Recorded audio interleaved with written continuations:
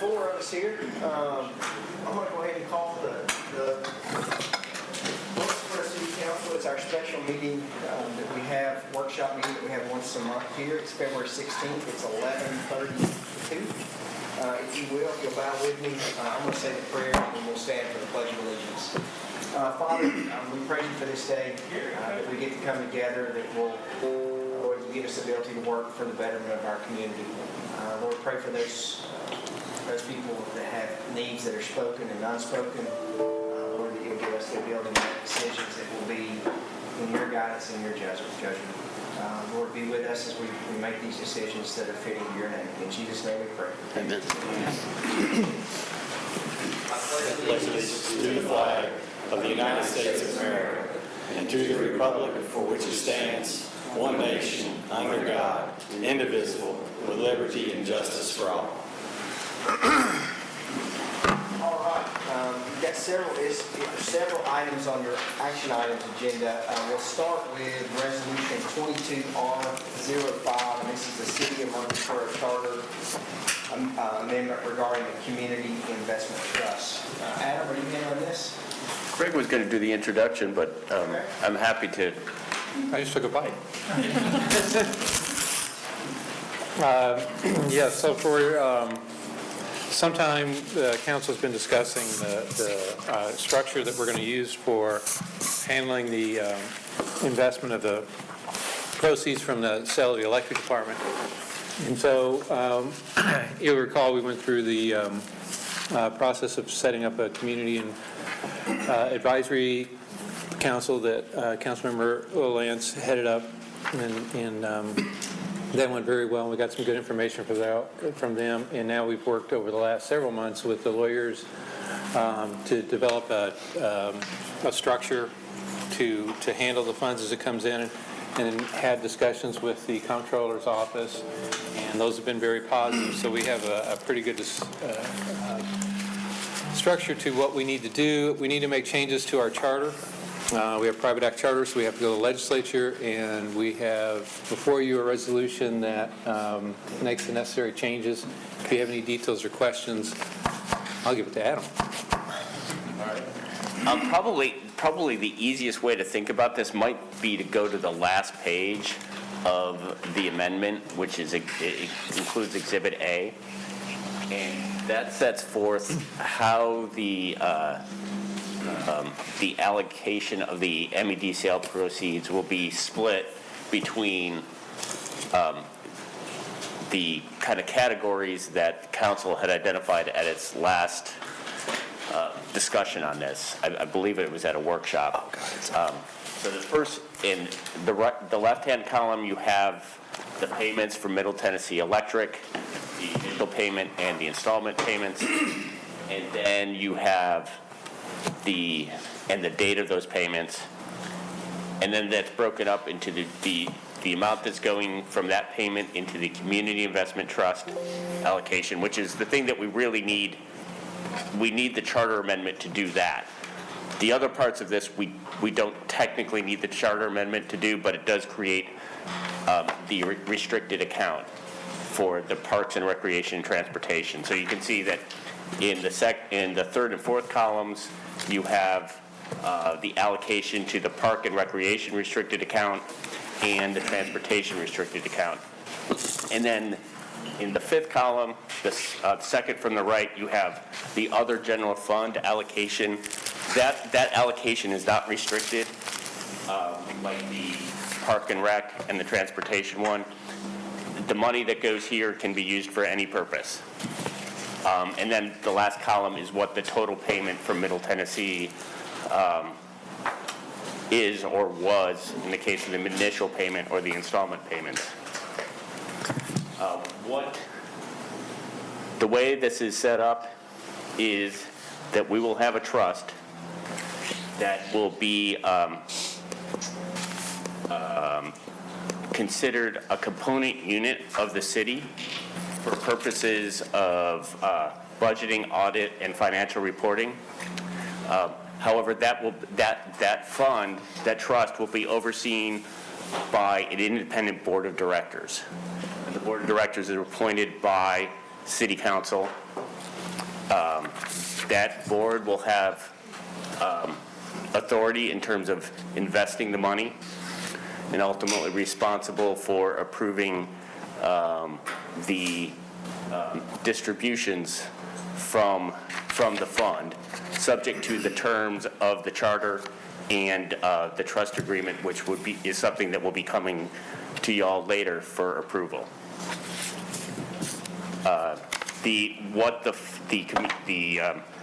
In section 4C1 covers what the purposes of the fund are, what you can spend the money on.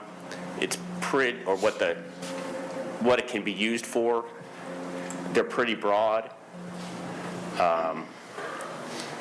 But it basically, they have to have a public purpose or a charitable purpose.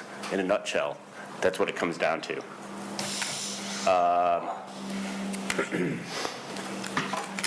There's the possibility, if there is other non-tax fee revenue that comes into the city, that additional monies could be added to that trust. There's no requirement that the additional monies be put there, but that is a possibility. But there is a restriction that no tax revenue can go into this trust.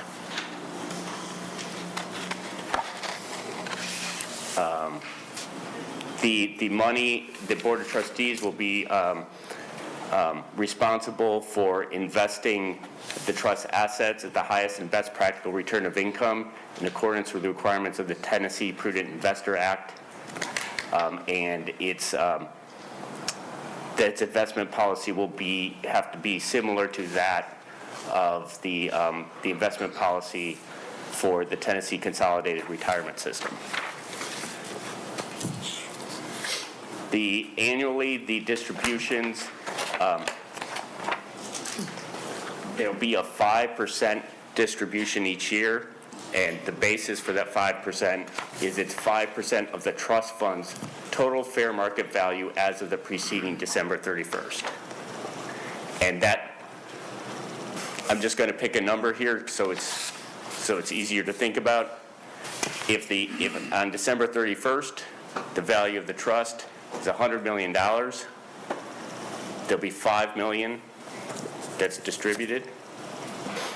And 85% of that $5 million will come back to the city's general fund, and 15% will be allocated to one or more nonprofit charitable organizations that serve city residents.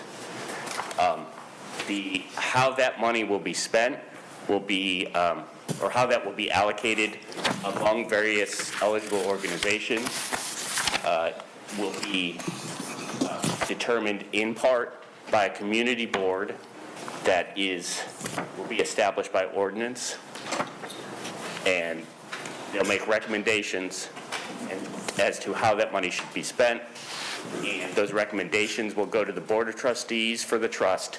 And so long as the trust or Board of Trustees believes those allocations are in accordance with the charter amendment, the trust agreement, and applicable law, then the Board of Trustees will distribute the money as recommended by the community board.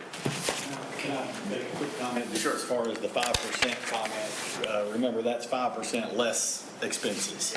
Yes, so thank you. If you're looking back at my spreadsheet, that number was always kind of outlined as 4% because we felt like that was a safe number, that we wouldn't get over 1% of total costs.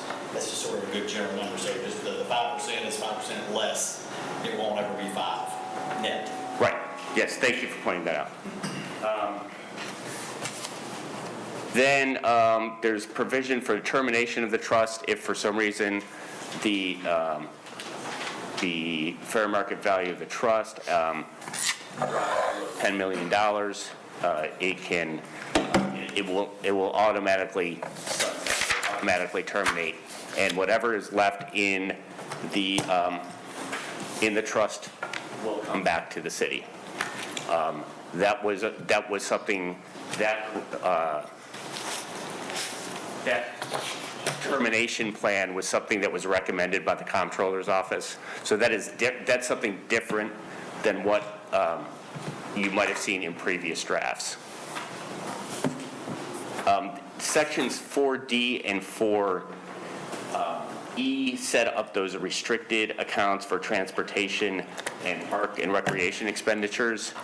They are not creating separate funds, but they are creating restricted accounts within the city's general fund that are to be used for park and recreation purposes and transportation projects respectively.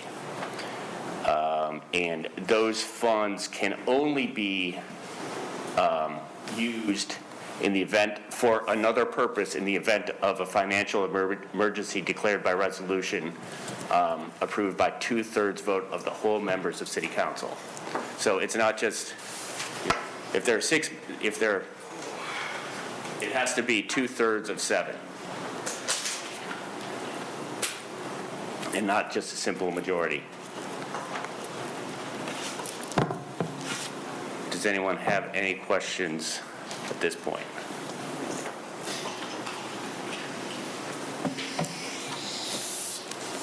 Any questions for Adam?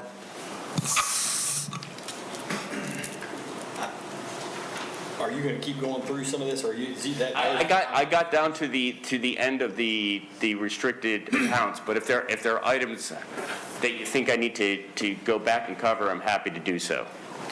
No, not necessarily. I just want to kind of make sure, I mean, just that I think the important things for us to make sure we understand that exist in this, right? I mean, without us being attorneys and knowing necessarily legalese as well as you guys would, the kind of the main things that I think we had in place that I understood, and I'm bringing this up just to make sure we all are like, okay, yeah, before anybody makes any motions here, is, the things that I think we all were on the very basis of understanding was, number one, we were going to make this difficult. We were going to kind of, we had the spreadsheet, the appendix lays that out. I think that's pretty clear cut to everybody, what we all agreed on, how the money would be spent. Secondly, one of the big things I know we all, I feel like we all agreed on was, kind of the handcuff piece of this, right? How can you get, can some future council, how does that work down the road?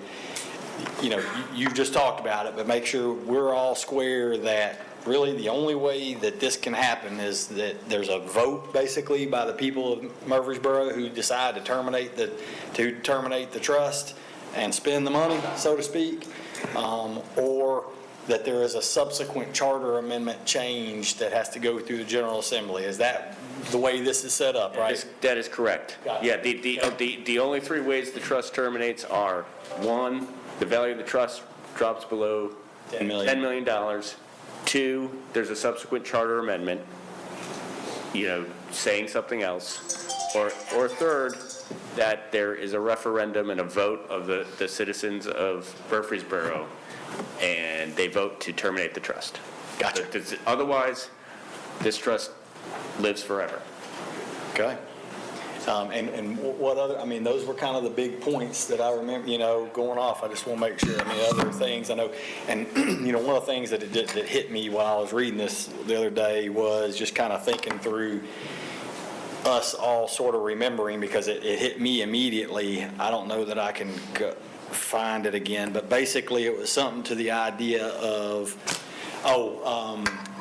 maybe it was about, I was thinking about, well, how are we gonna, this thing doesn't lay out how we're going to fill a vacancy in the board, the trustee board.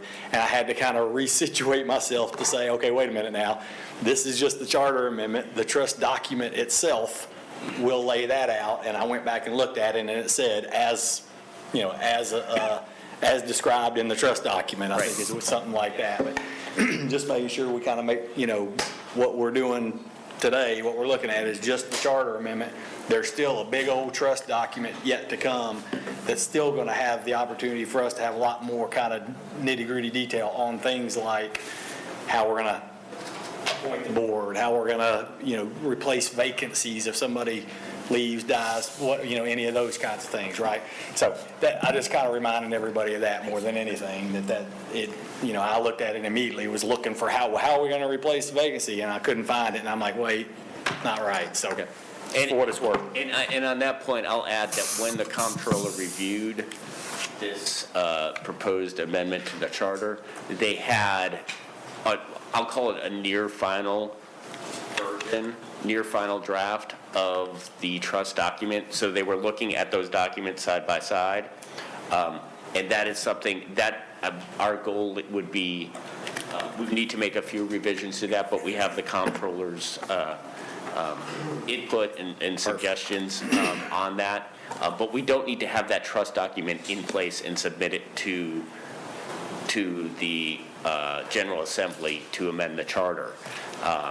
So that is something that once we've gotten this back from the General Assembly, and it has become, and then the City Council votes on it, because you'll have to vote on the charter amendment again once it's approved by the General Assembly. At that point in time, you have the legal authority to create this trust, and then you'll vote on the trust document. Let me ask you a question about the referendum process. That's been something that's been hanging out there for a long time. Could you explain a little bit what a referendum process would require? How does something get to a referendum? Well, the referendum process is laid out in our charter already, and it would require,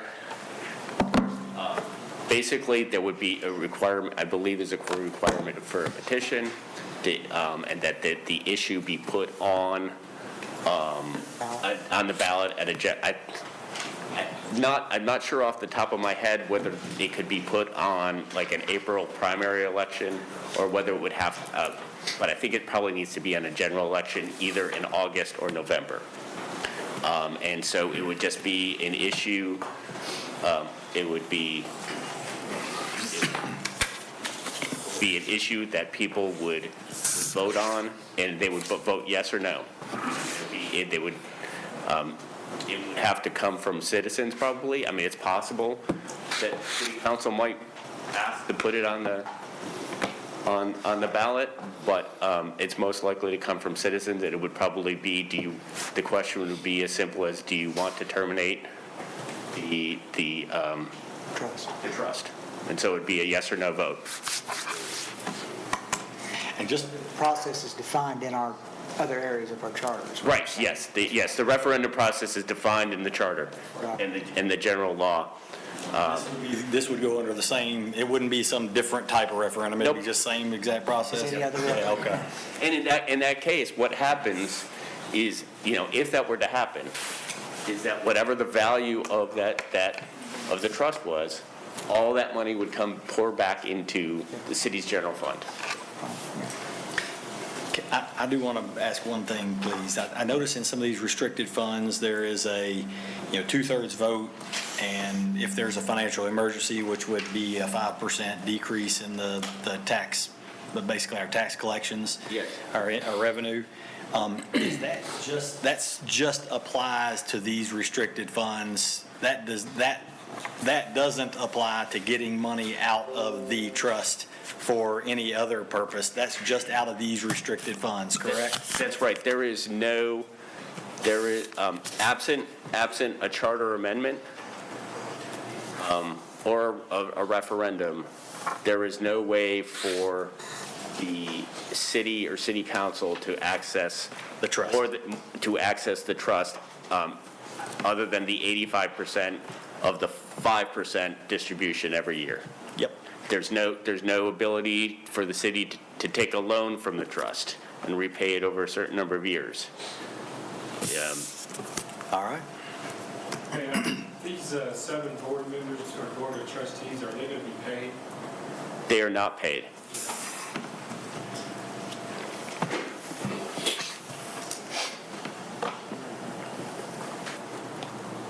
Any questions for Adam?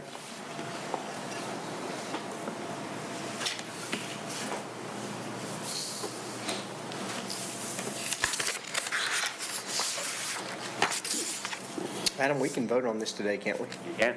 Okay. will it just be one reading or are there two readings? This is one reading, because it's a One reading, yeah. resolution, it's not an ordinance, and then we would get it, we'd have it signed, and we would work with the legislative delegation to get it introduced as a private act in the session of the General Assembly.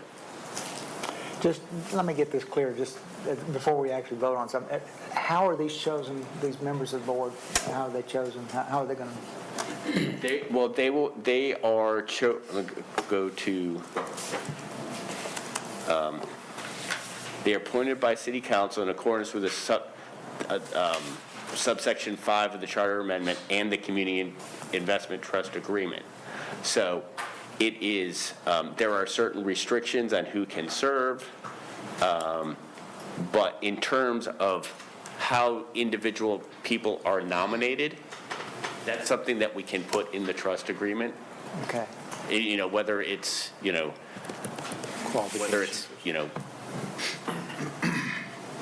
there's a nominating committee, whether there's, each council member comes forward with a name, whether the mayor comes forward with 7 names subject to approval. Is there a vote of city council to approve Yes. the trust?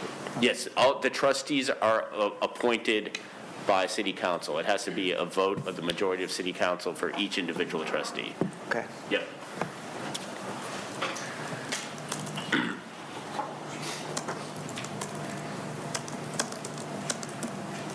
Well, guys, if there's no more questions on this, I'll say I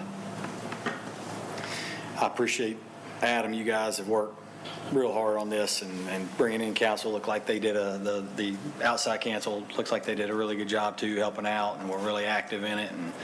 And you guys following up with the comptroller after our meetings and all that kind of stuff, I appreciate a lot. And I think this achieves what we set out to achieve. So with all that, I'm gonna make a motion we approve it. Second.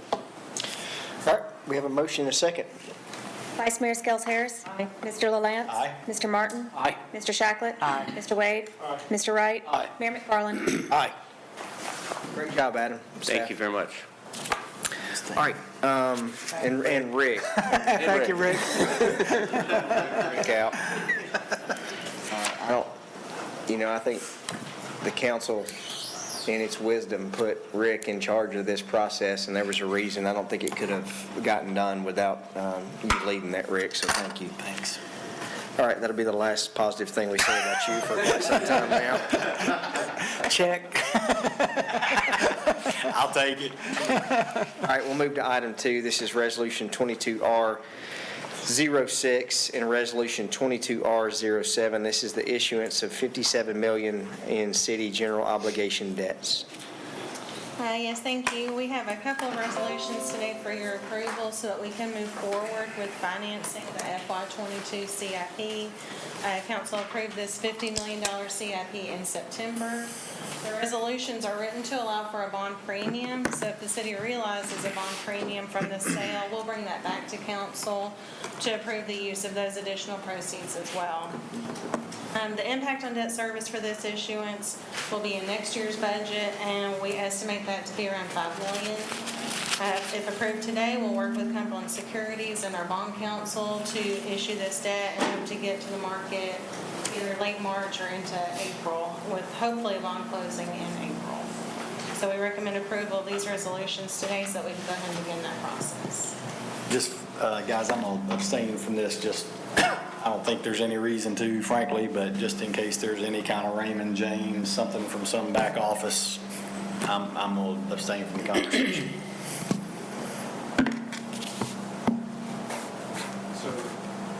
Second. Motion and second. Is this voting on 22R06 or 22R07? R06. Vice Mayor Skels Harris. Mr. LaLance. Abstain? Mr. Martin. Mr. Shacklet. Aye. Mr. Wade. Aye. Mr. Wright. Aye. Mayor McFarland. I will now consider for passage Resolution 22R07. So moved. Second. Motion and second, Ms. Brown. Vice Mayor Skels Harris. Mr. LaLance. Abstain? Mr. Martin. Aye. Mr. Shacklet. Mr. Wade. Mr. Wright. Aye. Mayor McFarland. Aye. All right, you have a fiscal year 22 budget amendment ordinance. This is ordinance 22001.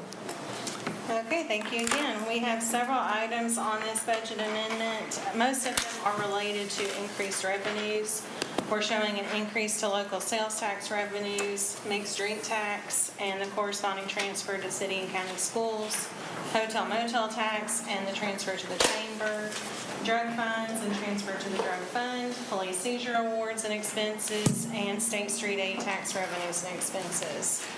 We also need to increase the budget for street department to cover additional salt orders for this year and increase the IT budget to cover additional security software needs.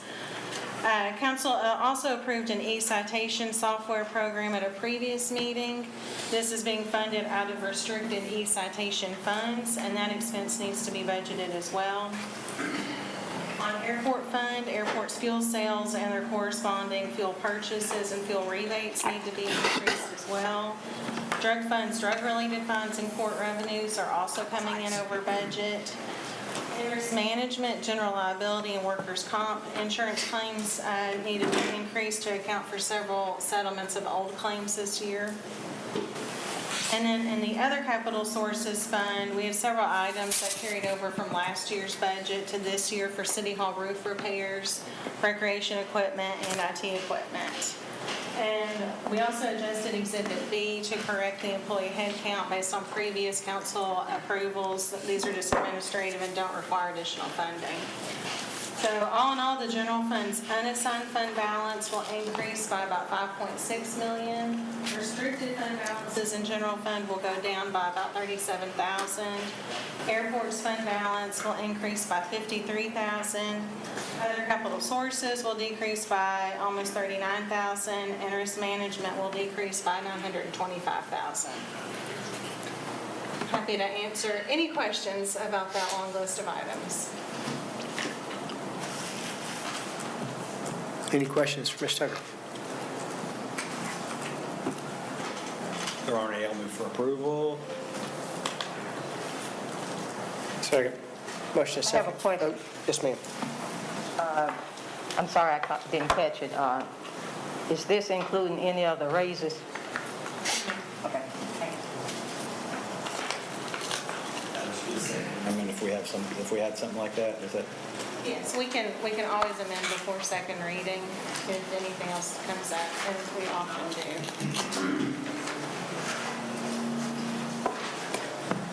All right, Ms. Brown, please call the roll.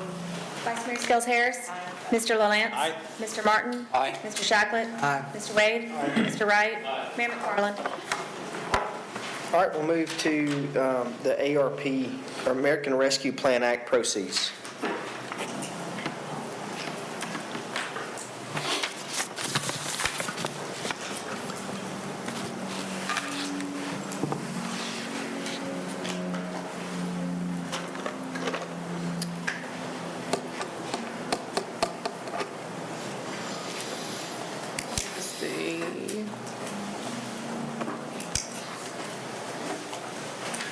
So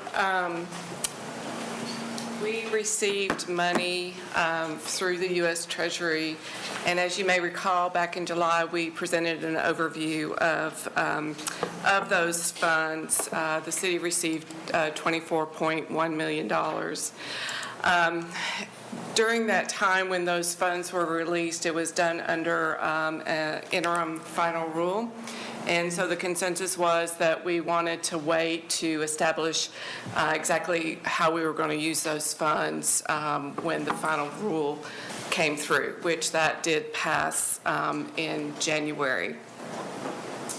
So with that, there weren't a whole lot of significant changes. But what it did do was it did reduce some of the eligible categories. Primarily communities and families, they found, was really overarching and focused on direct impact by COVID and also disproportionately impacted communities. So that may be due to pre-existing disparities such as health or economic disparities. So they folded that up under to the broader category of public health and economic impact. And then under the lost public sector revenue, a significant change was that they added a standard allowance of $10 million that communities could take. Previously, there was a formula that addressed this, and the city of Murfreesboro, based on the formula, wasn't eligible for funds under this category. But since then, we can take $10 million of our $24.1 million and use as lost public sector revenue, and it has to go towards government services. Premium pay and then the infrastructure remain the same. So the final rule, taking that under consideration and looking at some of the enumerated examples that could be used for funding, as well as looking at community needs, strategic partnerships, department assessments, and projects that align with council goals and objectives. We've submitted a packet of information to outline some recommendations for the use of those funds within the city. So with that, we're recommending $2 million towards public health and economic impacts, $2 million towards premium pay, which is a reimbursement. This was funds that were already expended in August of 2021 and previously approved by council. We are asking to take the $10 million revenue loss standard allowance and then to provide $9 million towards stormwater improvements. We've also allocated an additional $1.1 million for indirect cost to be used towards any expenses related to the grant management, monitoring, financial and administrative side of managing these funds. So with that, we're just asking for your direction on how we should proceed with these. I can answer any questions regarding the interim final rule. Sam, Aaron, Jennifer, Angela can certainly answer any questions related to any specifics on projects. Any questions?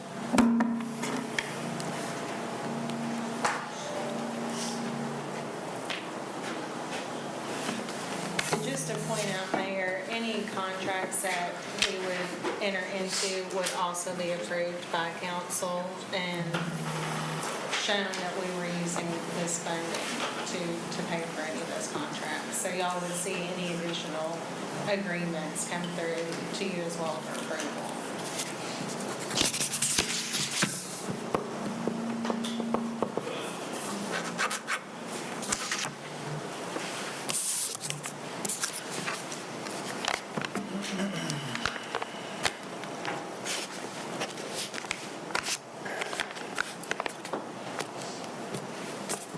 So I think what we're asking for is a motion. Motion to just generally approve those, and like Aaron said, any projects we have it on will come back to council. Any contracts that come back related to the projects will come back to council for voting on. So there'll be opportunities to talk about the specifics on this, but the general allocation in this fashion is something that if council gives us blessings to, we'll go forward. Make the motion to approve. Second.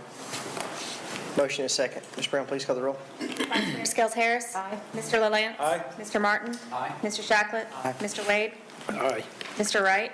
Mayor McFarland. All right, we'll now go into workshop items. We have the fiscal year 23 preliminary budget.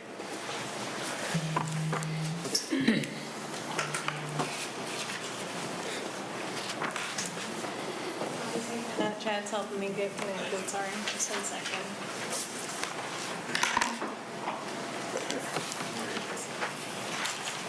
Okay. As we prepare for next year's budget, I thought it would be helpful to give y'all some preliminary info on where we're looking with regards to key tax revenues and what we're considering as part of next year's budget. Just keep in mind, this is preliminary. Don't tie me down to any of these numbers. As tax revenues continue to change, we'll continue to evaluate and scrutinize those as they come in. And I'll let you know if there are any major fluctuations off of what we're seeing so far.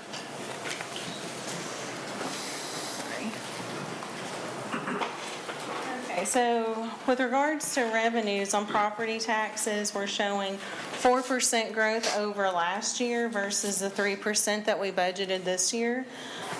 Also for today's discussion, I'm showing a 4.7 increase over this year's budget for the FY23 budget, which is a 3.5% increase over where we fell out with our actuals this year. On local sales tax, as you know, we've seen considerable growth here in both local and state shared sales tax. So for local, we've seen between 17 to 20% monthly increases over this year's budget, and between 15 and 27% monthly growth over last year's collections. At this point, if we don't see any dips in revenues, I wouldn't be surprised if we come in close to 10 million over budget on this revenue source. So this is showing 65 million estimated for this year, and budgeting about a 5% growth over that 65 million over this year's estimate for next year. So, that's 5% growth over the estimate, but closer to a 23% growth over this year's budget. The local sales tax was also addressed in our budget amendment today, where I increased that by 5 million. On state share sales tax, we're also seeing large increases. So far, they've increased over 32% over last year, and we could show as much as 3 to 4 million over budget this year. Again, looking at a moderate 5% growth over this year's estimate, but more than 30% over this year's budget. And just for clarification, I did confirm with our MTAS consultant that our state shared numbers are reflecting the new census population as of October, so that accounts for a big part of that influx as well. So as compared to this year's budget, we could add as much as 19 million just on these three revenue sources alone. Compared to this year's estimate, that's more like 6 million. So just kind of preparing y'all that we're expecting a high increase in our budgeted revenues this year, and continuing that increase in next year. Are there any questions on that before I move on the expense side?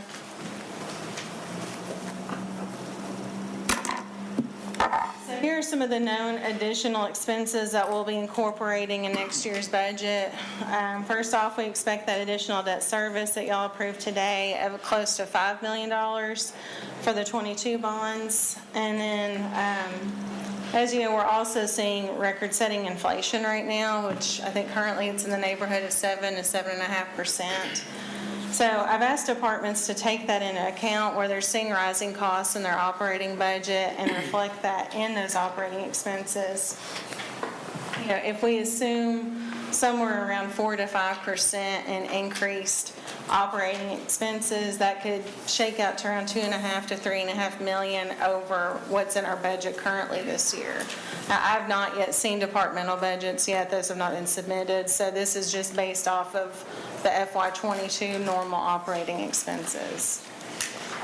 And then, of course, our biggest expense is payroll expenses, and we need to talk about raises and expectations on cost of living adjustments. In previous years, we've built the budget and submitted that to y'all in May, and oftentimes have had adjustments done in June based off of different council expectations versus what staff budgeted. So I thought, this year with all of the uncertainty around the economy, it might be a better idea to talk about those raises proactively and kind of get a general idea, nothing set in stone, but just a general idea of where you would like us to head when we're developing the budget this year. Now, this is a lot of numbers here. I apologize if it's difficult to read, but based off where we stand with our personnel currently, I just did a real high-level analysis of what COLAs and raises would look like next year, and that's not including any additional personnel in the budget. So, these are not set-in-stone numbers, but again, just a high-level look. if you'll recall, our pay plan was built to allow 2.5% between each step. So with an expectation or an intention of adding a 1.5% COLA each year.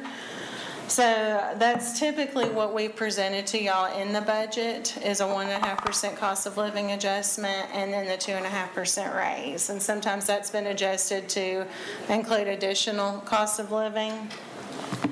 So at the top, you can see where, if we stuck with just what the typical pay plan expectation is, we would be looking at about a $3 million increase to our budget with a 1.5% COLA and 2.5% raise. If we increase that COLA to 2.5%, then that total impact to the budget would be closer to $3.8 million. So it's just something to consider as we look at where we want to kind of guide our budget this year. In addition, part-time raises have not been, or part-time pay has not been increased in several years, and we would like to include that in this year's budget too. We don't have a part-time pay plan formulated yet to show increases, but I'm just estimating around $500,000 to $700,000 for that overall impact. On our medical insurance, we have seen much higher claims this year over last year. This year's budget did include a 4% medical premium increase. And so these numbers are just showing what a 4 or 5 or 6% increase could shake out to be on our budget. I know that our Employee Services Department is working with our benefits consultant right now, so we haven't gotten any recommendations back yet. I expect to get those in March or April, where we'll include that in the budget. So this is just more of a placeholder, and for y'all to understand that most likely we will be asking to increase those premiums as well. So are there any questions or thoughts on any of that? Any particular direction y'all would like to see staff take with how the budget's developed, particularly on the payroll side?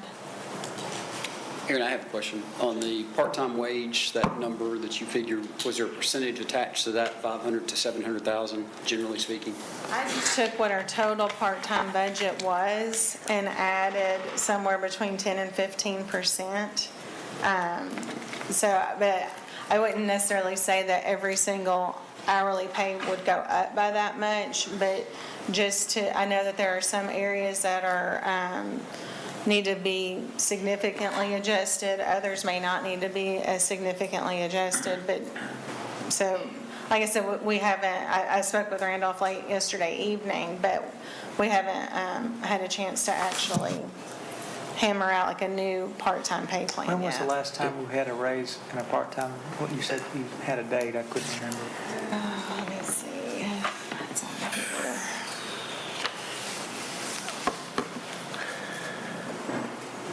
I believe it was in fiscal year 19.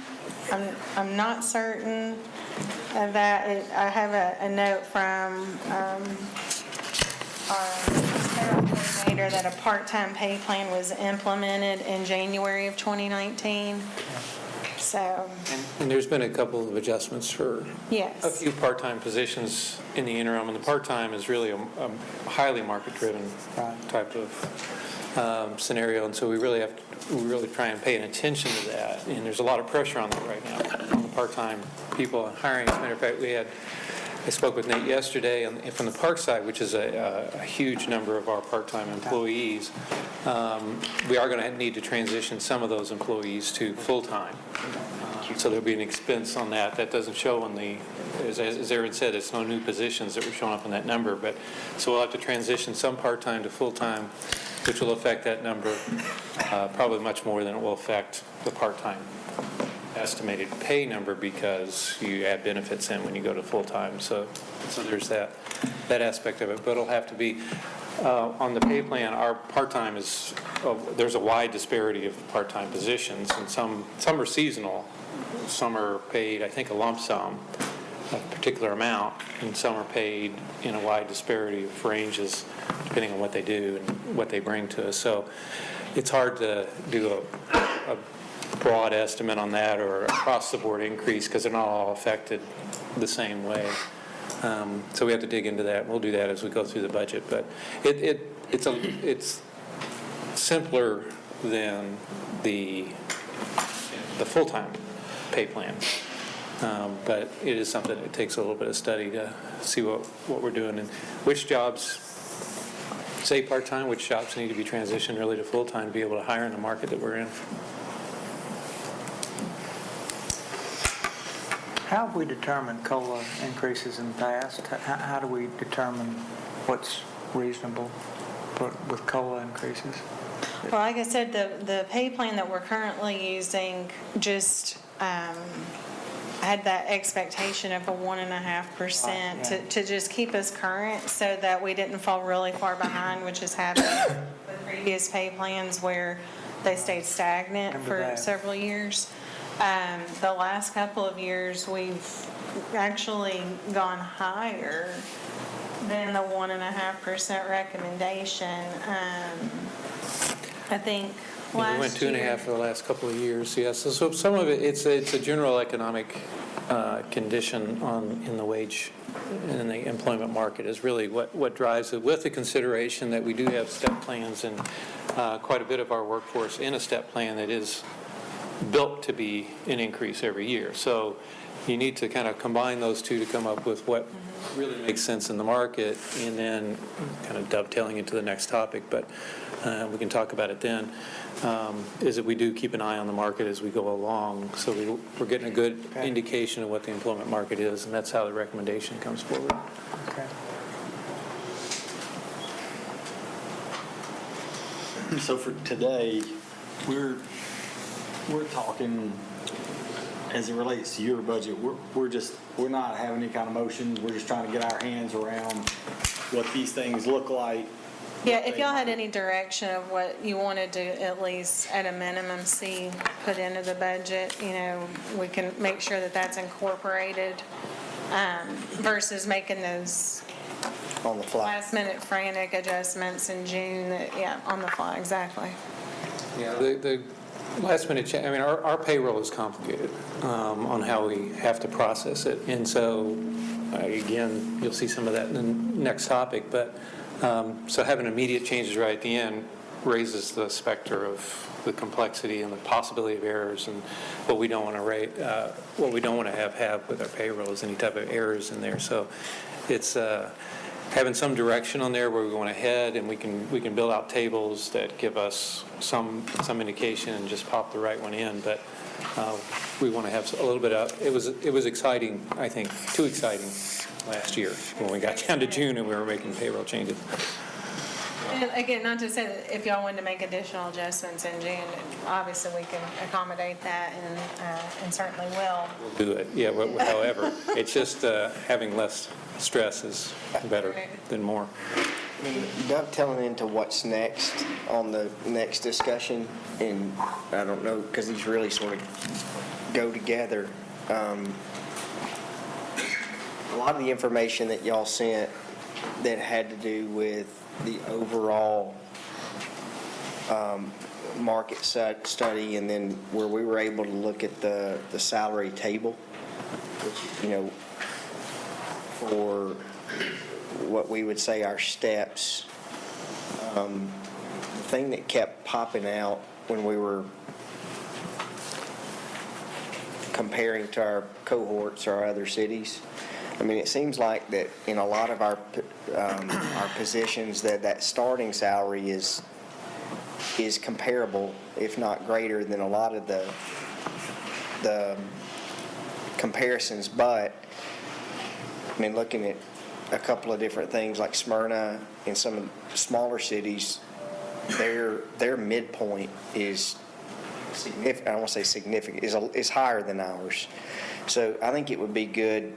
And I just made notes when I was seeing this, that for our pay plan and the overall pay plan and the public safety pay plan, the only way that you really can get that midpoint up is to increase those steps. And, we got into this many years ago about this add a step, drop a step, and that ends up messing up a lot of the compression side. But, some of the notes I had was looking at like the public safety plan was increasing the percentage in the step amounts to see how much that was. So right now we're at 2.5, so what would it cost if we took that to 3 and 3.5? And then maybe when we got to midpoint, then we look at the midpoint, that maybe that's a discussion from there to go to open range where you're able as administration or the chiefs to be able to make those adjustments as they see it based upon the market, with a goal to get people to that midpoint as quick as we can. Yeah, it's hard when you do measurements from minimum to mid to max, and comparing between places who do have STEP programs and who don't. Right. Because a midpoint on an open range position, you have minimum, max, and you divide it by half, and you come up, and that's your midpoint. Generally speaking, that's how you do it. With a STEP plan, you don't necessarily do that all the time. The advantages of a STEP plan to the employee is that they have an assured rate of increase, whereas without a STEP plan, you might have a midpoint, but in a given year, you might have 0% increase or no increase, as opposed to our plan, which goes 2.5. So you almost have to catch it at the right point in time to make them comparable. Midpoints are tough unless you know that everybody's on the same, is on a STEP plan or not. So the advantages of ours, and we have a hybrid. So we have public safeties in a STEP plan. We have those, except for a few positions, which are management level positions in the open range. And then we have in what's called our unified plan, because we've unified water and sewer with the general fund. We have steps 1 through 6, first 6 years, and that was to maintain our employment base in the people that we hire. And so for the first 6 years, you're guaranteed in the step, more or less, to do 2.5% increase. Now, we've said it's not really truly a guarantee, because council may need to change that in an economic environment that requires a change.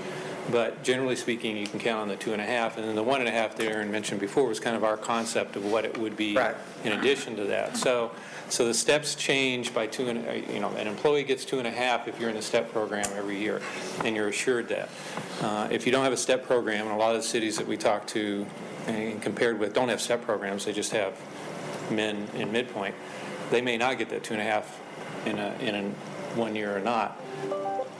Economics. So we have good economics, so they probably have increased their payroll and done other things which kind of change that point, where ours has the assurance in there that others don't have. But if we decide, but we can do what you say. You can do a lot of different things. I'd just like to see what it is for both the unified and the public safety plan. That if we said, we want to increase those steps, like exactly what you just had here, a 0.5 point is gonna be X number of dollars, so that way we could look at that. Yeah.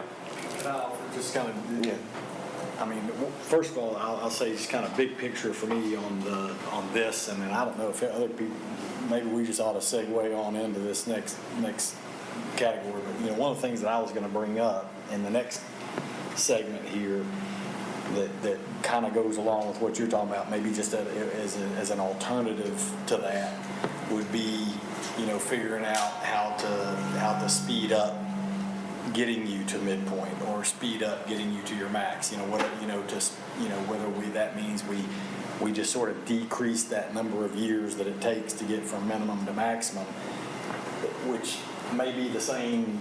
It may be the same exact thing, right? If you increase it to 3.5%, then obviously you're going to get to the max end of the range quicker, right? And I've noticed that is the case with some other places that I've been calling. I'm not going to get into that right now. I'm going to wait till the next section. I'm good with looking at any of that too. But what I was just going to make a comment about this, and then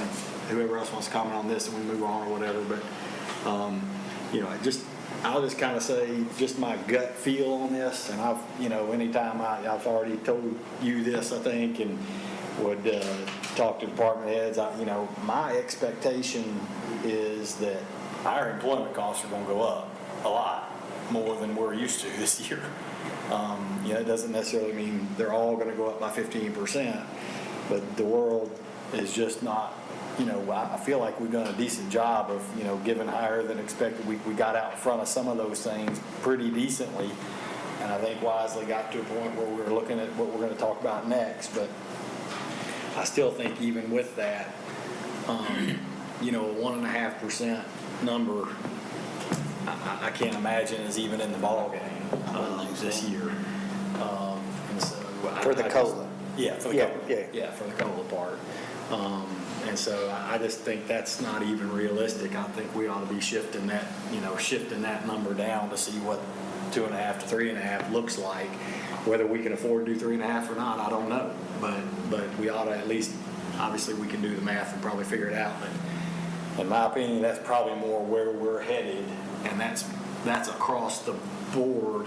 I'm seeing, and this is more of a gut feel. I don't have every single, all these salary studies, all this stuff is great, but, just from a gut feeling of what you see and what you know about the way the world's working right now, and economic environment and inflationary environment and wages, we're going to have that pressure in all of our departments, right? It's not going to be just this one or just this one. It's just across the board right now. So anyway, that's my 2 cents worth, and then I'm ready to move on whenever y'all are. If we went from 2.5 to 3.5, like you said, that would bring it right around, $4.5 million right there. So,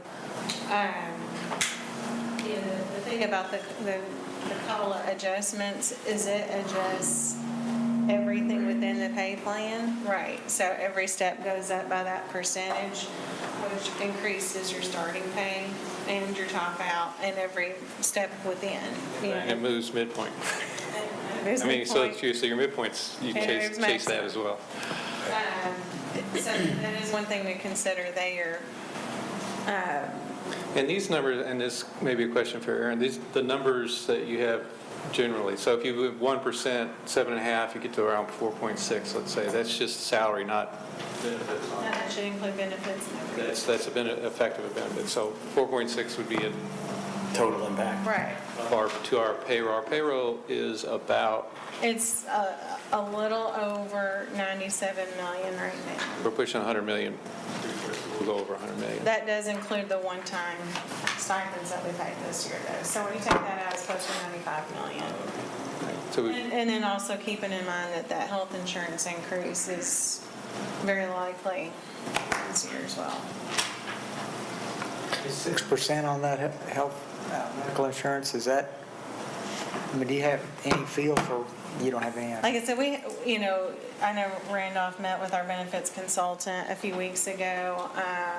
Jennifer and I have talked just internally about what she's seen on claims through our insurance fund being much higher than previous years. So based off that, in order to maintain a fund balance, we've spent down that fund balance a good bit, like we had intended to, because it had gotten pretty high, and so we passed on rate increases for several years, and we gave the premium holiday 1 year or one month.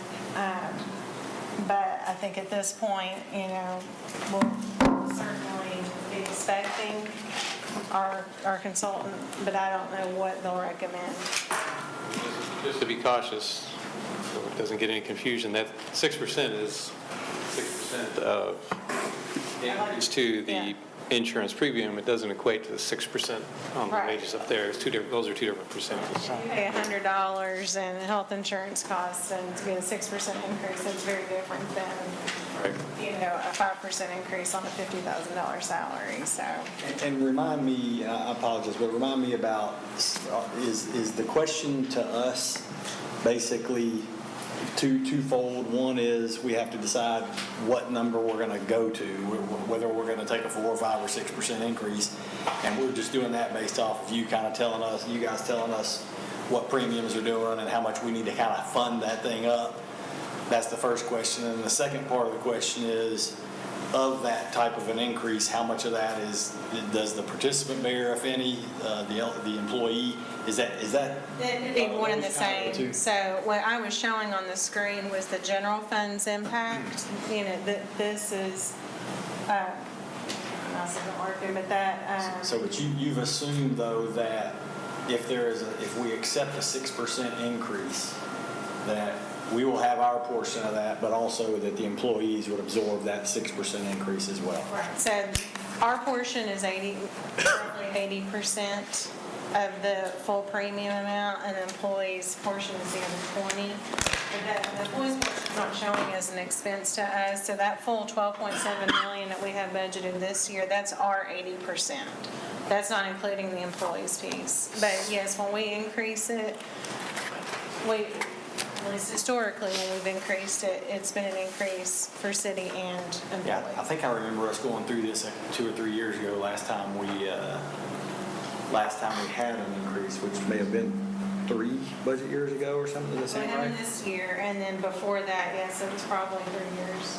So I guess it was at that time we talked about this, but I mean, is there a rule, law, something that says we all have to participate? I mean, could we decide, all right, well, yeah, the number needs to be 6%, but we don't want employees to have to absorb the full 6%, and we go to more of an 81-19, or, so to speak? You see what I'm saying? I mean, is that a...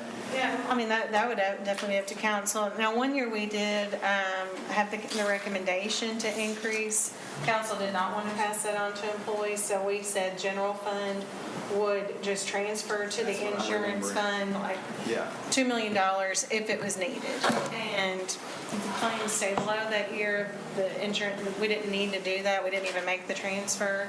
So nobody saw an increase, and we were fine. So that is an option, but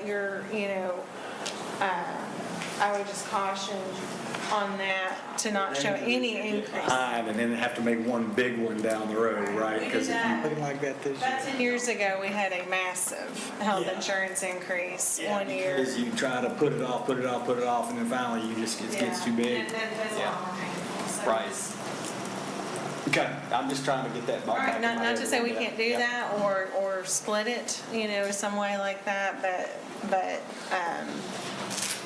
again, these are just numbers, just placeholders, not to help.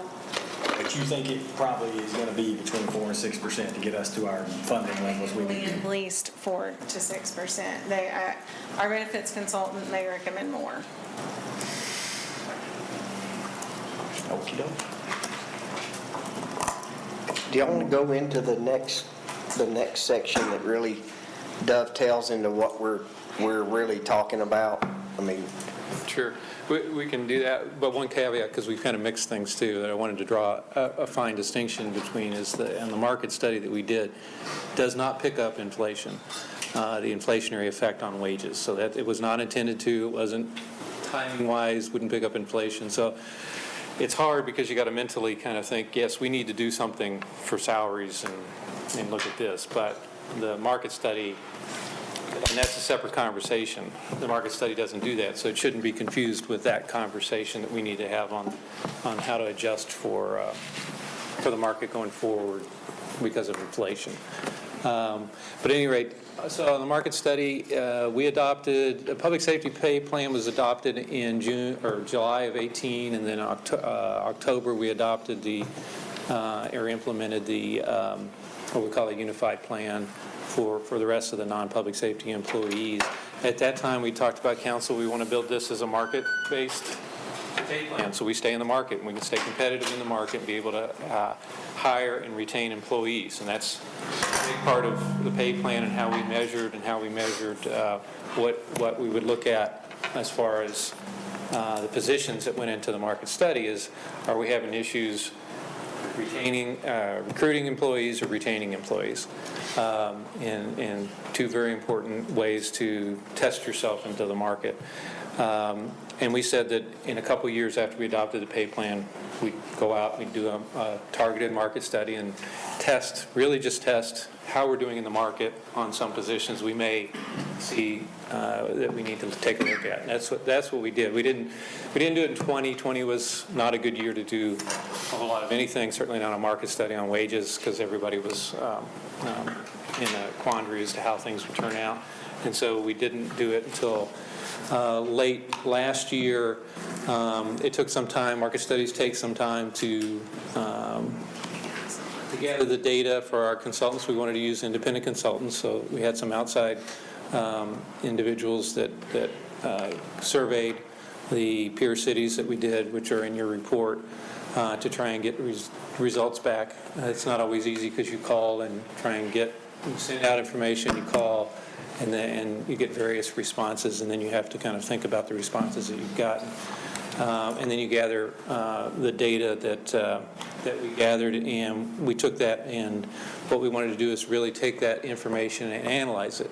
As I said in the report, it's a small sample. It's not a huge sample, so you have some general information, some directional information on what you might be seeing out in the market and how you need to respond to that, and then you need to dig into those positions and how they fit in our pay plan and the potential discrepancies between the different organizations where you gathered the data from, and take a look at those.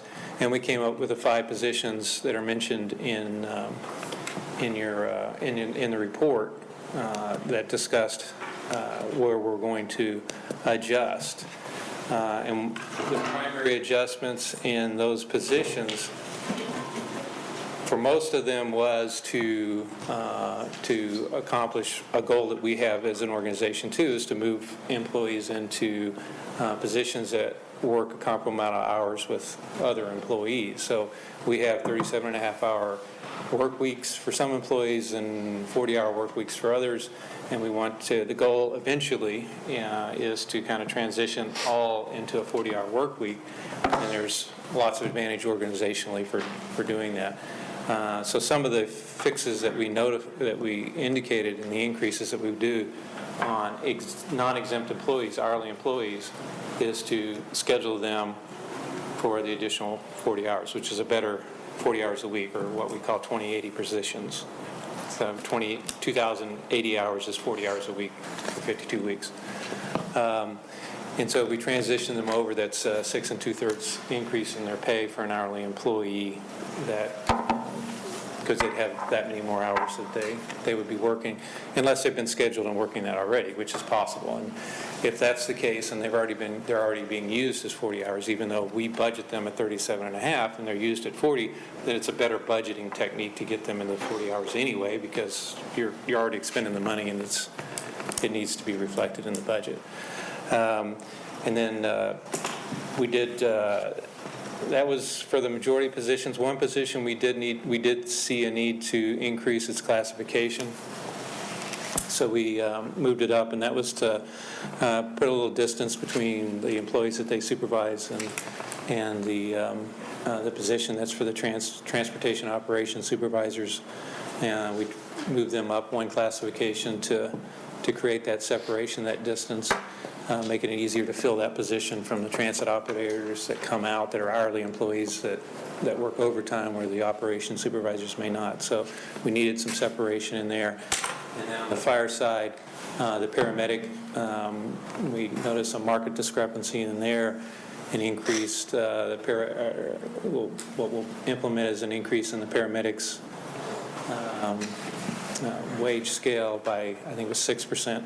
And increase that so that there's incentive. We have reason to have an incentive to have firefighters training as paramedics, and then it still allows for separation between the next step from the firefighter-paramedic into the next position that they would promote into. There's still enough separation in there that it makes sense, so it fits in our pay plan. So if there's any questions or any thoughts on those changes that we indicated needed to be made, which we can pretty much due from existing budgeted amounts and salary savings. There might be some budget amendments that we need to make to bring back, if we need to move a little bit of money around salary, already budgeted salary money, move it around amongst the departments that we may bring back an amendment or two, maybe, I guess even in second reading if we catch it in time, to make the adjustments that we've been indicated need to be made. So any questions?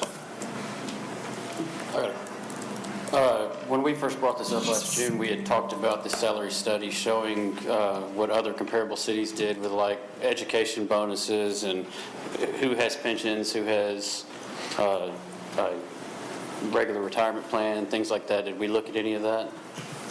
In some things, we did know educational bonuses aren't real common, so we didn't see a lot of that.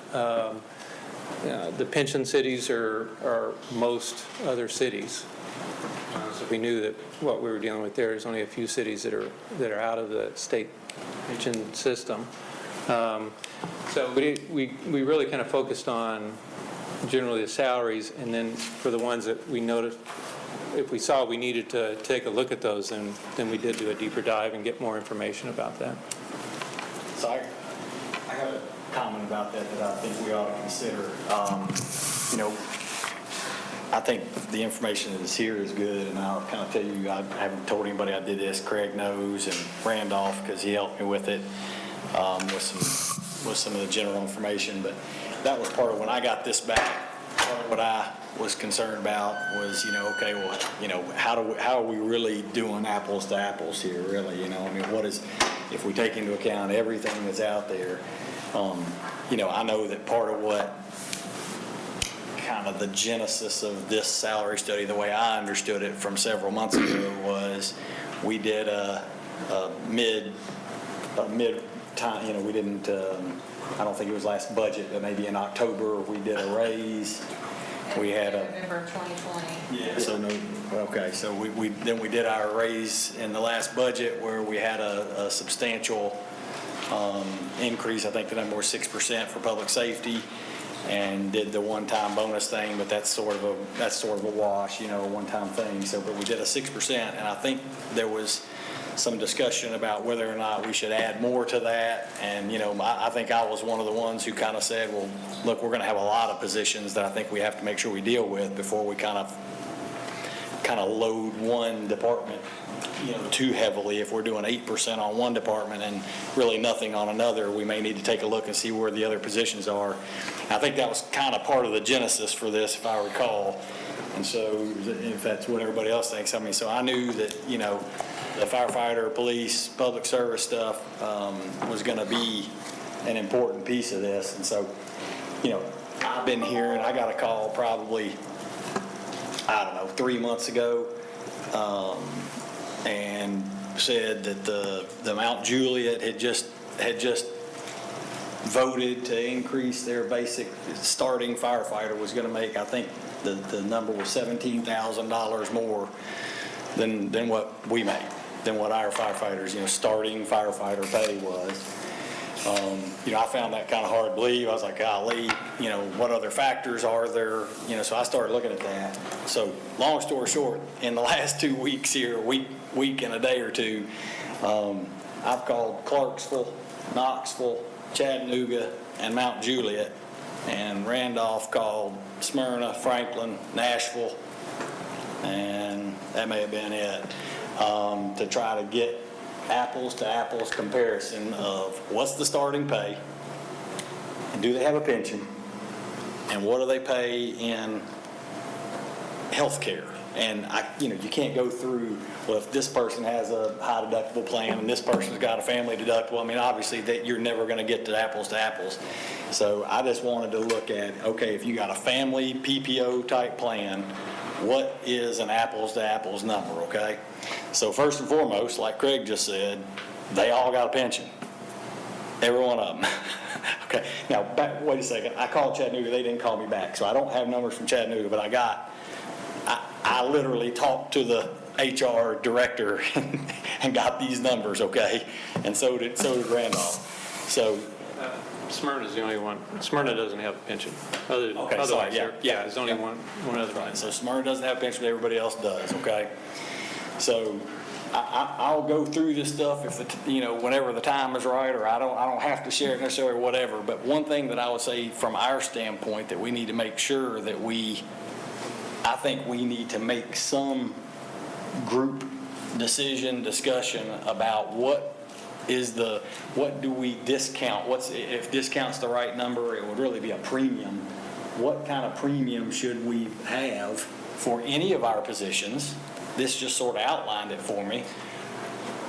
If our major competitors in that area have a pension, should that, I think our number is somewhere around 11% is what it costs us kind of for a pension employee. We got an 8% match on our 401k. So, the easy delta is 3. But I'm not sure that really tells the whole story, because you got to be able to have enough pay to be able to contribute to the 401k to get the full match, and so maybe there's a discounted number. I don't know. And look, I'm gonna just finish by saying, that's something that I think is fair because it's an apples to apples comparison. And the only thing I can get to on the PPO, it ranges. We're at 404. It's a 242. There's a 482. I think that was the range, the monthly range. Most of them were right around 380 to 420. So we seem to be pretty well right in the middle of those. Take the outliers off the top and the bottom, and we're pretty close. But like Nashville, who pays more than we do, you got to pay $80 more a month in health insurance, but you got a pension. So, what I've always disliked is kind of from one side getting this, well, they pay $17,000 more a year, and kind of from the other side saying, well, there's no way to compare it. And I don't, look, this is a lot of information. I would hate to have to be the one to try to go through this with 200 positions. I know that's not right. And in my opinion, I felt like this market survey was a way to find out, hey, are we way off the number here? Because if so, we need to do something quickly. Let's try to get this thing back by the end of the year.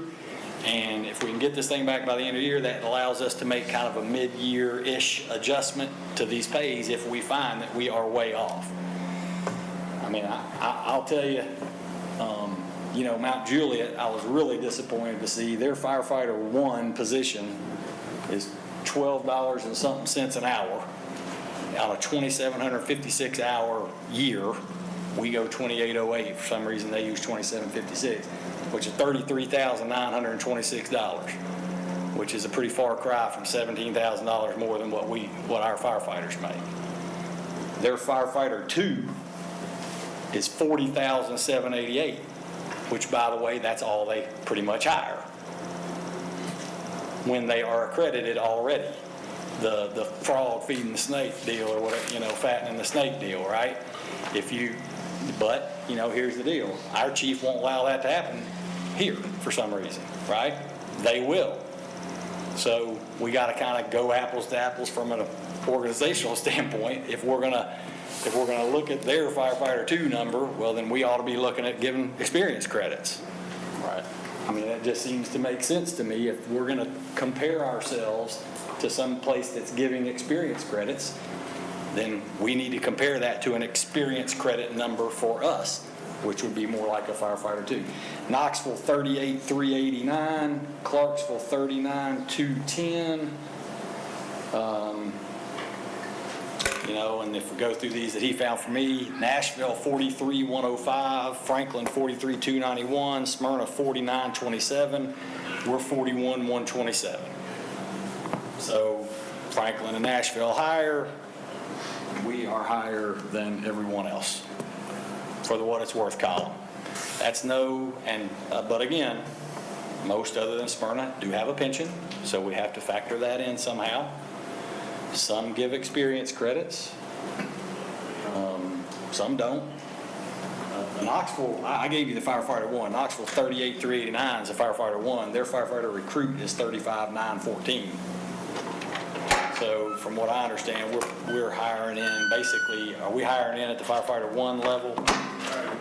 We just have a firefighter position, but yeah, we don't use the training position. Right, anymore. but Yeah. apples to apples, that's essentially what that would be, right? Right. So we do seem to be lower on the max side of these that I went through. So if you look at the minimum maximum range, we're a little bit low on the max range, more kind of across the board, but not low on the minimum range across the board, and really only lower to Franklin and Nashville, unless you want to try to start attaching some premium for the pension. Okay, so I'm just tired of listening to not knowing what's going on and hearing one little anecdotal this and one little anecdotal that. I got all the information if you want from at least those cities. And that's kind of what it looks like. So, Well, then when you talk about recruitment and retention, if you're just going after money, you may be just kicking a can or chasing a cat down the road. If the main problem is, hey, we don't have a pension, and like you said, you got to give a premium for the pension, or look at TCRS's new hybrid model or something like that. But if you really look at the hybrid model, the 401k is a better option. The hybrid model is. Aaron and I looked at it. So that's something. So if we're really talking about recruitment and retention, about how to keep police, fire, 911, all these people, we got to figure out what that optimal level of that bonus for that pension equator is. I said something about this earlier about kind of trying to get to that midpoint or max number in a quicker fashion. And one of the reasons I bring that up is because even though Mount Juliet actually does start well below us in pay, I mean, they're $7,000 less than we are at the beginning pay for a firefighter. They move through the progression much faster as far as from a minimum to maximum. And so for an organization that's willing to give experience credits and they then move through the progression faster, then all of a sudden you can kind of see where there might be one of our folks who is a 2-year employee of us, has gotten trained, done all that, and then all of a sudden they can go over there and already be halfway, or not halfway, but nearly halfway through the minimum to maximum range at their organization. You see? And so that's where they might be able to steal us, but it's because of experience credits. Well, if we cut these, instead of 12 steps, if you cut it to 7 or something like that, where you got through the range really quick, then you're less likely to jump and go somewhere else in that mid-range. Well, I thought that Chief Oaks told us a couple of years ago, I mean, he built out that whole step plan for us, and he said that's what his department would like and, agree to, so to speak.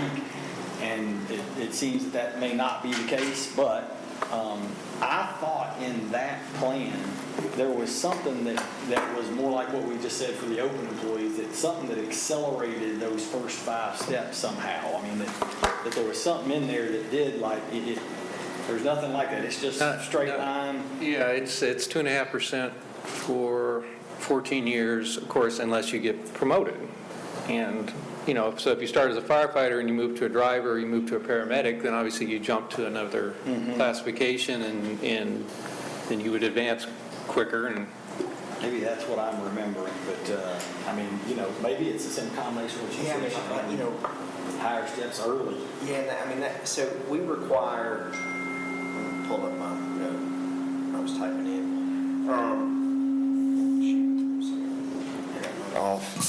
So we require all of our firefighters, using firefighters specifically, we require EMT for each person, right?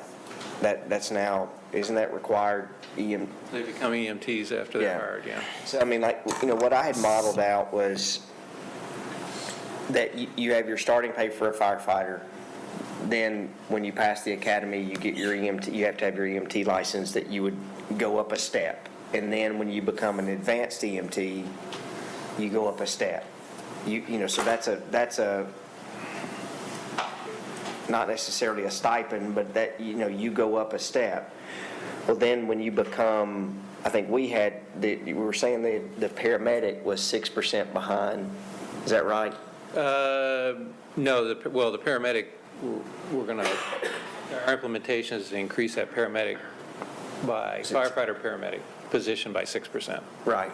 So then, if you go from EMT to EMT advanced, then you may go through the rank for going from firefighter to driver or captain, but then when you become that paramedic, then that would be a 2-step jump. So that way we're rewarding getting those, those advanced classifications. But I mean, this is just my opinion. I think, and we've dealt with this going through, there's no good pay plan. I mean, there's just not. I mean, I still remember the pay. No perfect pay plan. Yeah, I still remember Some are better. I can't remember what the pay plan was. I think it was Pendleton or whatever. We didn't even bring that one up anymore. But I would like us to see where we get our employees to midpoint quicker. The quicker we get our employees to midpoint, the less likely they're going to be to leave to go chasing $3,000 to $4,000 when we can get them to that midpoint, with the understanding that it may take a little. We're going to get you to the midpoint as quick as we possibly can, or 90th, whatever we call the percentiles. But that may slow down once you get to that midpoint to get to the max. But our goal should be, in my opinion, that number gets there quicker. I mean, I think from a budgetary standpoint and kind of a long-term standpoint, I haven't thought through all the implications of this. Just the math part is that, kind of a combination of what you were talking about is just to say, well, what if we go to 4% steps for the first 5 years and then go to 2% steps thereafter? Again, there's other implications, I'm sure, whether it's compression or some other word that we deal with in this when we deal with pay plans, but that certainly accelerates getting you there quicker. And then it's still, though, over the time, it probably, because you're going to reduce the range on the back end, so I think that would incentivize folks to move on, to move forward, medic, whatever the next levels are, driver, engineer, all those things. So we'd have to think through that a little bit, but from a math perspective, it seems like you could ramp those steps up on the, again, maybe the first 5 years, leave the range. I mean, even if we didn't change the range altogether, mathematically, if you ramped it up on the front end and slowed it down on the back, it's going to be about the same. It just compounds a little differently. It's just the difference in the compounding than some big number that you're absorbing all at once. Yeah, but we got to catch those people on the back end up now because we're already behind on the mid to high top side. Well, I think the way that the ranges work is just like where the ranges are now. The people that have been here for 6, 8, 10 years would have been dealing with whatever the ranges were back then. Right. So it's not necessarily the case. You see what I'm saying? Yeah.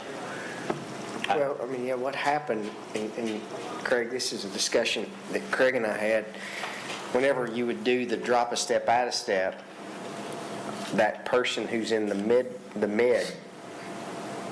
really got penalized because you're increasing the bottom and you're extending the top. So there's this no man's land, which probably 70% of our employees fall in that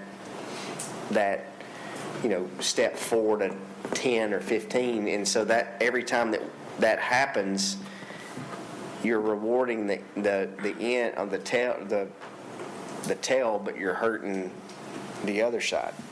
So I'm contradicting. Right, but we did, and that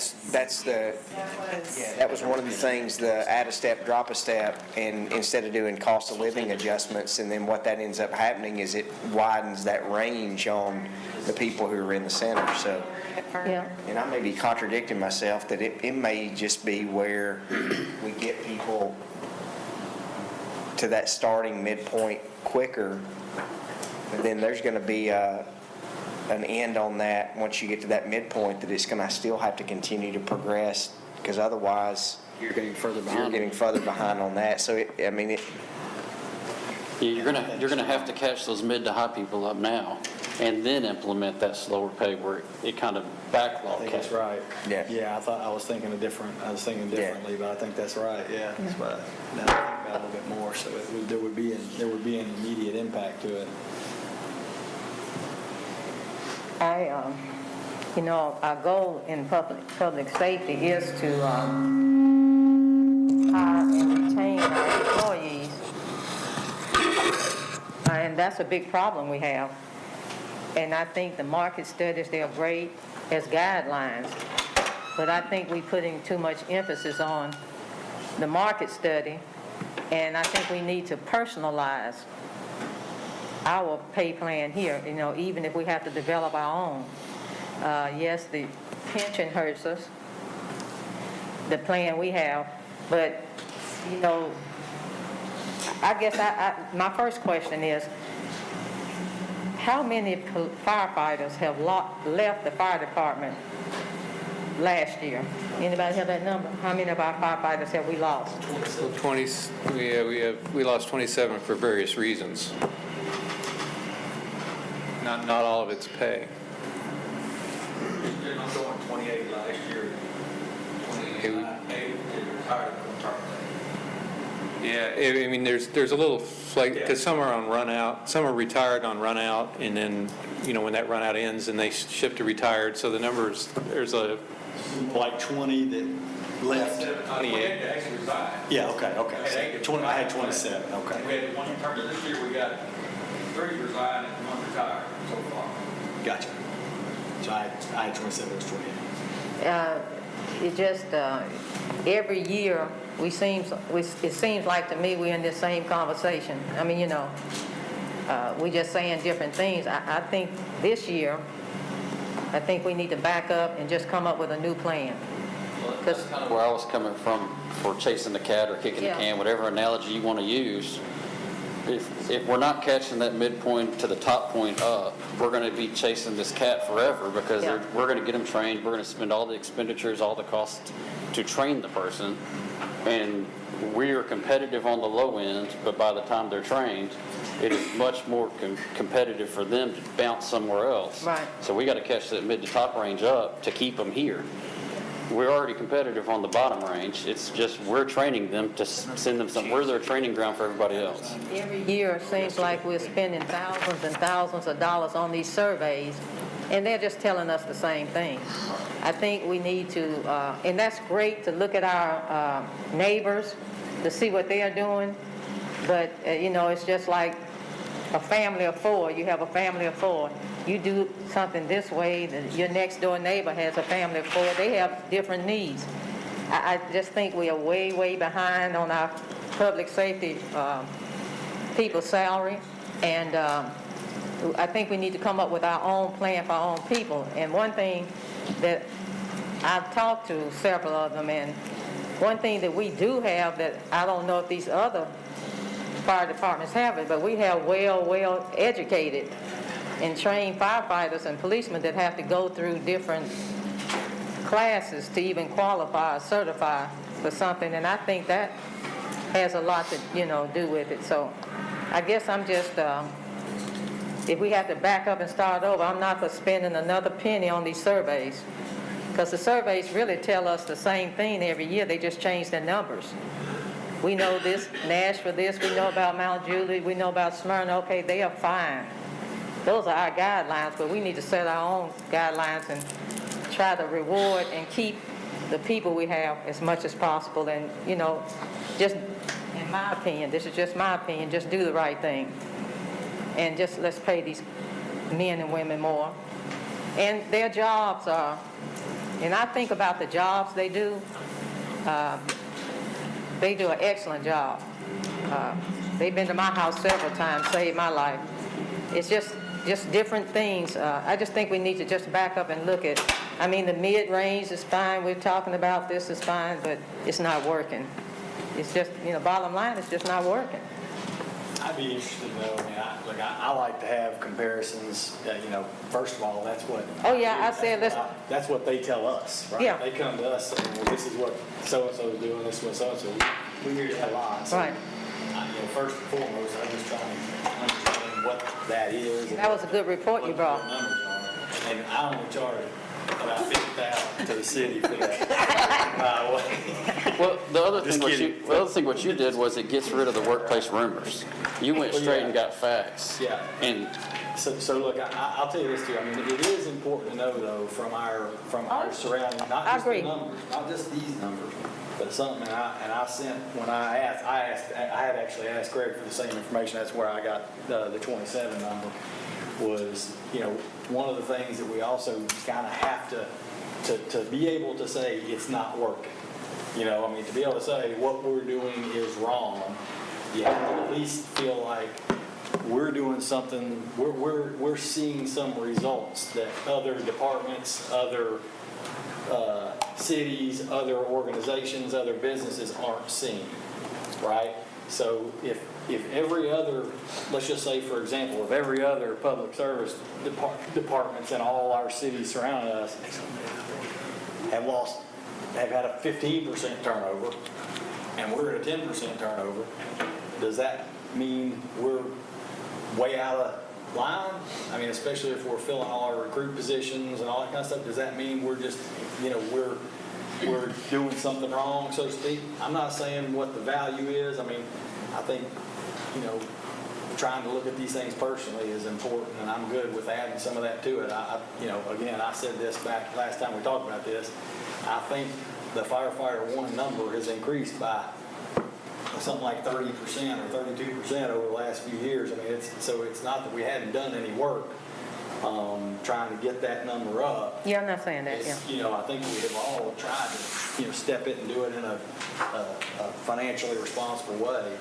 Yeah, public safety's gone up 12% in an 8-month period of time for increases. And so it is a complex issue, and we do want to measure out in the market. That's one factor, and Councilmember Scales Harris, that's why I said, we take the data and then we look at it in our organization, exactly what you said we needed to do. So it's a good point. That's what we try and do. When you look at things like retention rate, I mean, it's an indicator, and we want to look at it. It's very important. We also want to look at, is it just the situation out in the market right now? I mean, we lost 27, 28 people. I guess one resigned yesterday, so we didn't pick them up in the number, but as to why they're resigning. I mean, out of those 28, 7 resigned for identified as better pay, and the rest of them left for a lot of other different reasons. And, our workforce over the last 20, 25 years has changed substantially, and people don't hire on a company and stay for one long period of time. An organization, I said company, but an organization stay for one period of time. They leave for a lot of reasons.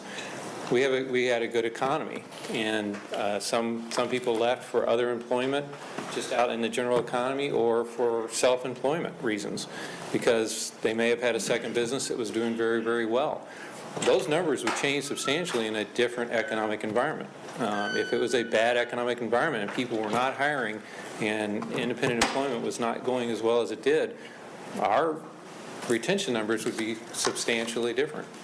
So when we build a pay plan, we don't build it for 1 year, because you'd spend a whole lot of money and a whole lot of time building pay plans. You have to build it over a long period of time and try and hit the middle of the market, avoid the high waves and the low points, and try and stay in the middle somewhere, and that's what we're going to do. And one of the things our market survey showed us is that our plan generally, not speaking about the public safety plan, but that too, but both plans are generally pretty solid, and our retention rate, it can always be better, and we want to make it better, and that's a goal of ours, to make it better, is pretty strong in an economic market where there's a lot of people moving around, because there's a lot of opportunity. Employment for a long time was very, very low. Anybody can walk out and get another job. I mean, they can do it now even, and so people are doing that, and we just have to face that. We want to hold on to them as best we can, and we'll do everything we can, but it's not always, we can't accomplish it completely.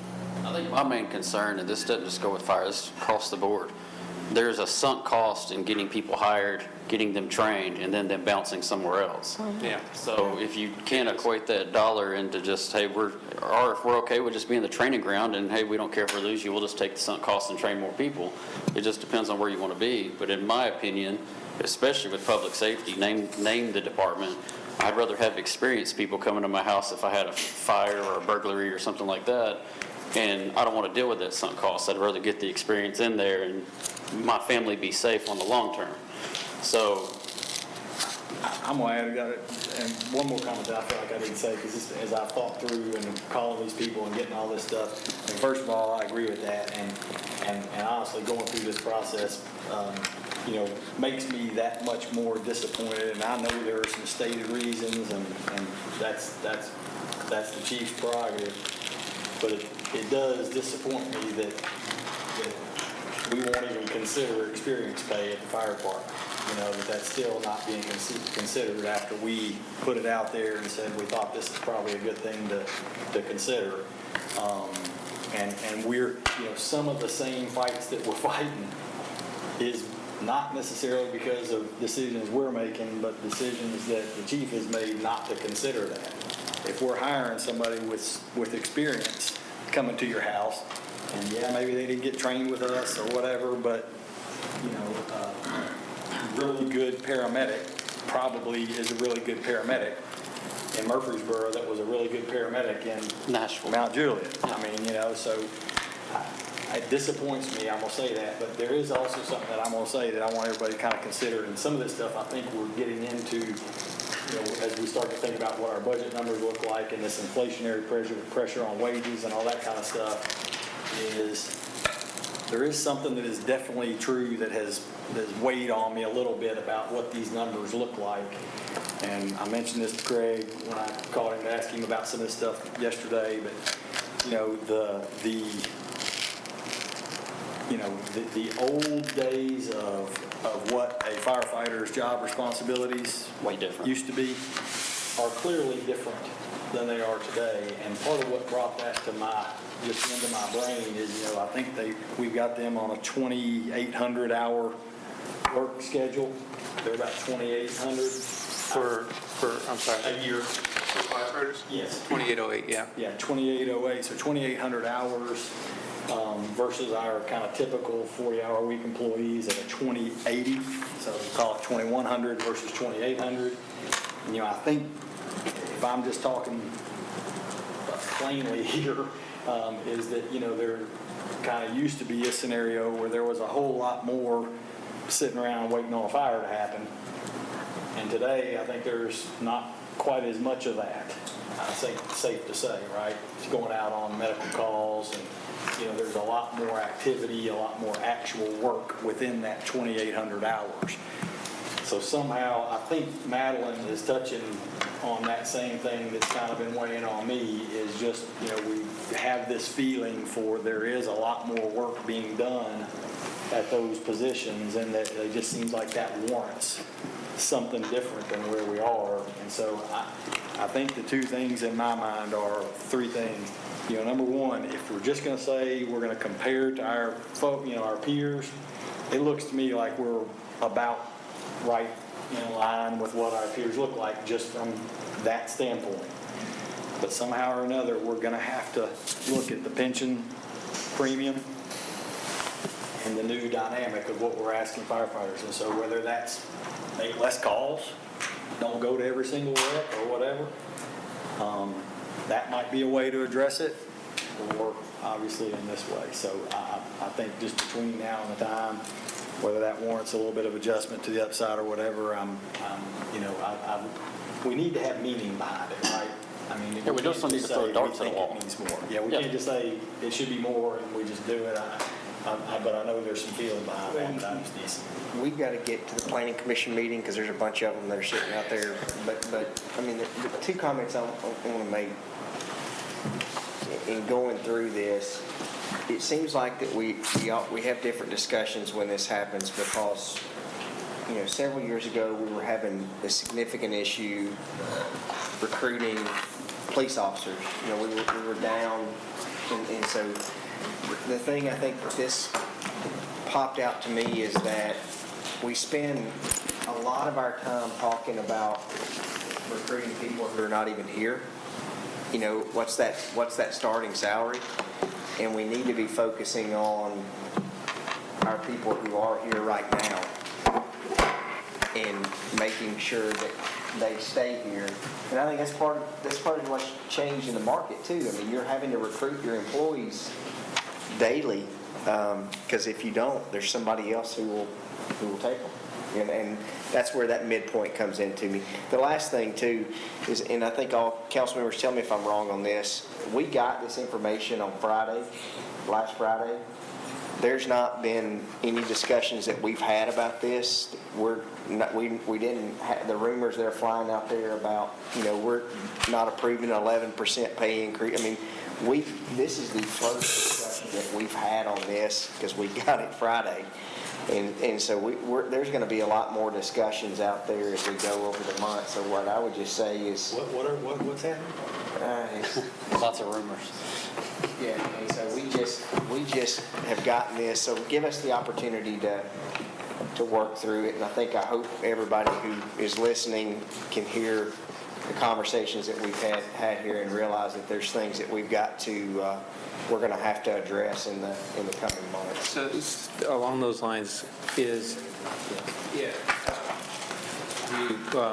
we definitely want to continue the discussion. It'll be part of the budget, but we want to go ahead and do the implementation of the ones that we've identified that we need to adjust. We'll go ahead and make those adjustments. Well, yeah, you don't, I mean, you have a bucket of Yeah, our, we have a bucket. that's not our, Yeah, we'll go, and then the discussion can continue on the broader aspects of it, yeah. if y'all will, probably anything that you have suggestions on, maybe send that to Craig or Aaron, and that we can start this dialogue as they start preparing the budget and going into individual budget meetings. Okay, you have 2 beer permits in front of you. Are they all in order, Ms. Brown? We have 2 regular permits and several special event permits. The regular permits are for new locations, a restaurant at 2445 Memorial Boulevard, Suite D, and a grocery market at 3439 South Church Street. They've met their requirements, and staff recommends approval pending final building and codes inspections. Those special event permits are for 5 dates for Rutherford County Chamber of Commerce, 2 events for MBRC Foundation, and an event for the Center for Arts. Any questions? Second. Motion is second. Ms. Brown, please call the roll. Vice Mayor Skels Harris. Aye. Mr. LaLance. Aye. Mr. Martin. Aye. Mr. Shacklet. Aye. Mr. Wade. Mr. Wright. Aye. Mayor McFarland. Any other business from staff?